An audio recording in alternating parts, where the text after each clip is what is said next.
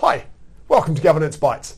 I'm Mark Vanicevic, and today it's my pleasure to spend some more time with Nick Summerfield. Hi, Nick. Hi, Mark. How are you? Good. Thank you very much for your time again today. My pleasure. So Nick's a partner at Anthony Harper, a law firm here in New Zealand, and a specialist in financial services. He's also had some experience on the school board, which you've said you really enjoy, which is great. And what we'd like to talk about a little bit more is directors' duties. So Nick and I caught up a little while ago and we talked about Section 131, which is acting in good faith in the best interests of the company. And that's not the only duty of directors in the Companies Act or in fact in legislation broadly. So today we want to talk about the other duties that are in the Act. So Nick, maybe you could open up with a little bit of an overview of the other duties that are in the Act. Yeah, thanks, Mark, and good morning, afternoon, evening, everyone. So there are a pretty extensive range of duties that apply to directors. As you said, we talked before about the duty to act in good faith in the best interests of the company. Two of the other most significant duties in my mind are duty not to trade recklessly, and a duty not to incur obligations that a company can't meet. So for these two duties here, you're kind of talking about when a company's getting up to the brink, or there's a risk of it getting up towards the brink in terms of solvency and so on, related duties. Yes. And beyond that, there are other duties in the Companies Act that tend to deal with slightly more administrative things. There's a duty, for example, to comply with the Act and the company's constitution. Bit of a no-brainer, that one, isn't it? Well, exactly right. Yeah, look, a lot of the directors' duties are. That's the really interesting thing about it. And then, as you said, you move beyond the Companies Act, and directors are subject to a range of duties and various other legislation in New Zealand. I think of the Health and Safety at Work Act, for example, is probably the most significant one for our sector. Financial Markets Conduct Act imposes some duties on directors, right, depending on the type of entity. And then beyond that, obviously, there's other legislation, Privacy sort of similar effect. Yeah, Privacy Act is a good one. Yeah. And then you move beyond that and think about, well, duties directors might have under the constitution of the company, under a company's banking facility documents or other contractual commitments, yes, that directors make. But they kind of all come back, I guess, particularly in terms of some of those operational covenants, I guess, to that concept of reckless trading and incurring obligations that companies can't meet, which I guess is really where the rubber hits the road, so to speak. Yes. Yeah. So let's dig into those two duties in particular a little bit more then. Can you expand a little bit on reckless trading and contracting in a way that the company can't commit to those contracts, how they're different and what it all means? Yeah, so reckless trading is agreeing or causing or allowing the company to carry on its business in a way that's likely to create a substantial risk of serious loss to its creditors. Right. So that's when you're sitting there and going, well, she'll be right. Yeah. We'll sign this contract, we'll enter into this transaction, we'll do this thing, when really you're at the point where you're not in a position to do so. And that, I guess, is similar to the duty not to incur obligations the company can't meet. They are quite related. That one's probably a little bit broader, I would think, because the reckless trading one implies it's quite financial, so being able to pay all of the other creditors that you've already contracted to before engaging new obligations, whereas that one possibly might be a little bit more around, as well as the financial obligations, can you actually fulfill the contract? Yeah, for sure. And actually that's a very good way to look at it. I think you're looking there about obligations where you may not be able to perform them when due. Yeah, if you're a plumber, don't contract to build a house. Well, yes. Yeah, that's right. Good advice, Mark. Yeah. Now, there are a couple of other duties as well in the Act, right? There's the one around if the company is moving towards insolvency, then there's the exception around acting in the best interest of the company to act to be able to pay your employees, and that issue of insolvency over and above the creditors, isn't it? Yeah, employees do have a preference, I think, on insolvency, which I guess reflects their role. We've seen that, well, certainly recently when this was filmed in terms of the Soupy grocery business. I think ultimately someone else stepped in to pay those employees, which was a pretty awesome news story. Right. But yeah, I mean, there's quite a range of duties. It's around the legal priority in that instance of who gets paid first if the company goes insolvent, right? So Yeah. employees, and then you have secured creditors, and then unsecured creditors, and then eventually shareholders.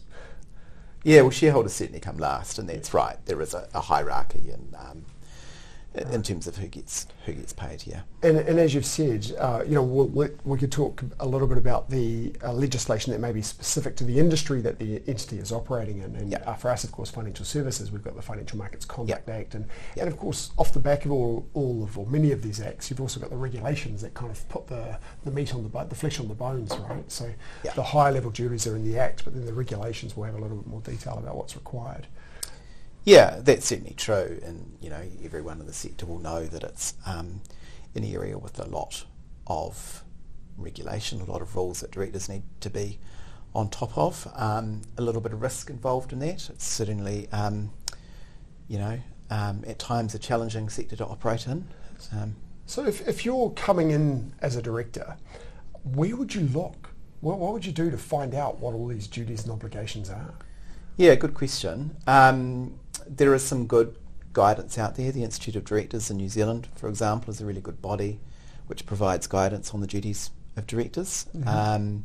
If you're looking at sector-specific stuff, you can get a little bit of guidance out of the Financial Markets Authority and the other regulators as to what directors should and shouldn't be doing. Yes. Lawyers, obviously, a slight plug, are good at giving guidance on, what directors should and shouldn't be thinking about. Yeah. There's also some great content on business.govt.nz.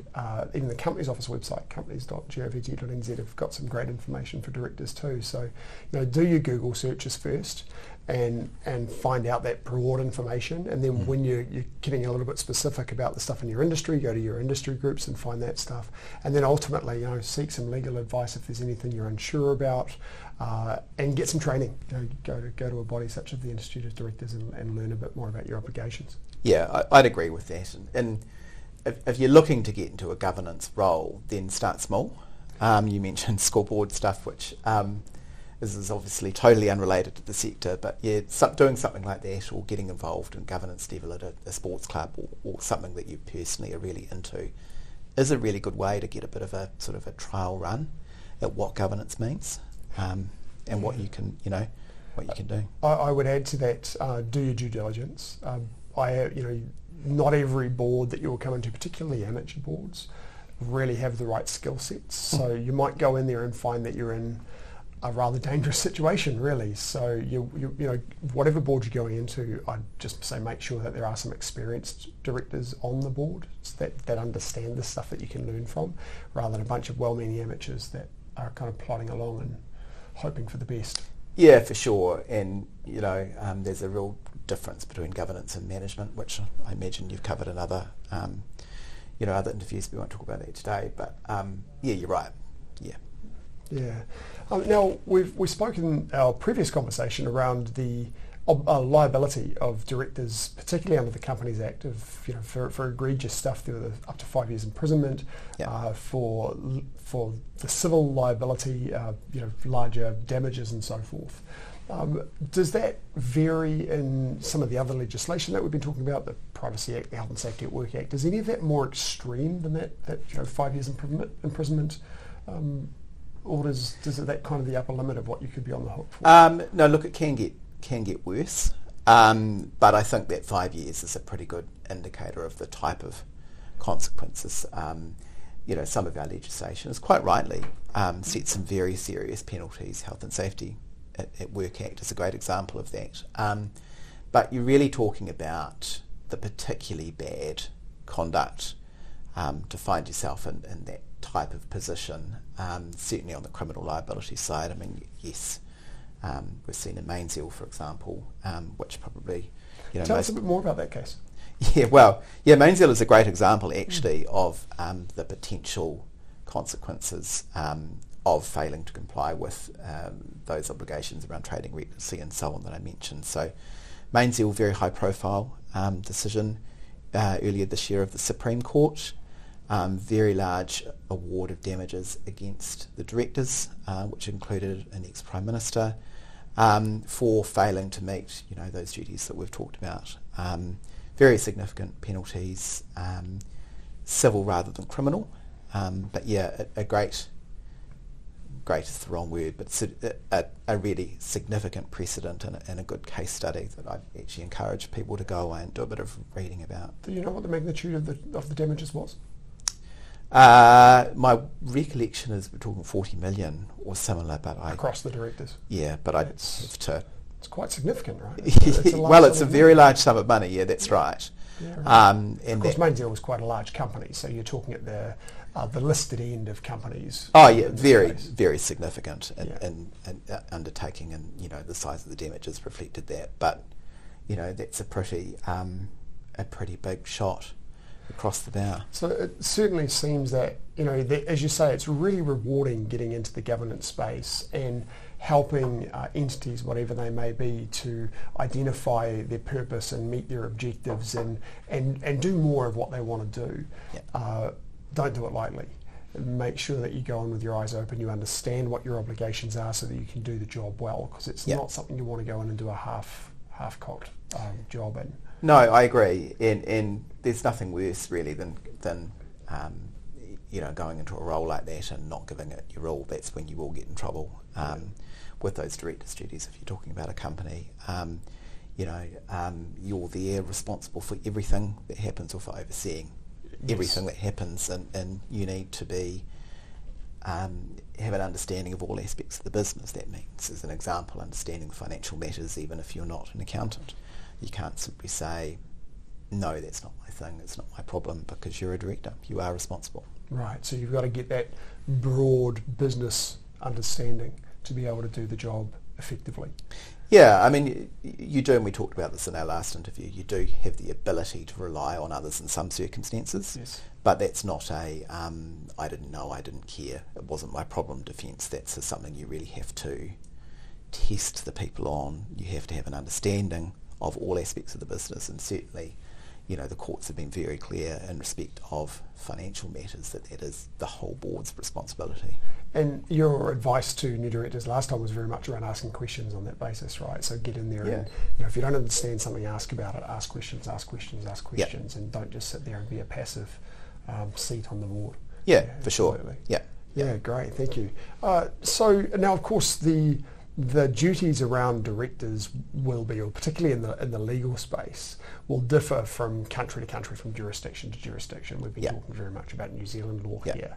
The principles of governance, I think, are very similar around the world, but of course those verbatim duties will differ from country to country because they're all based in law, right? Yeah, that's right. And there's no doubt that's true. I come back to those principles. I think, I can't speak for every country, of course, but my experience in most countries as well, they kind of deal with the same types of issues in a broadly similar way. When we're talking about principles of directorship, then certainly.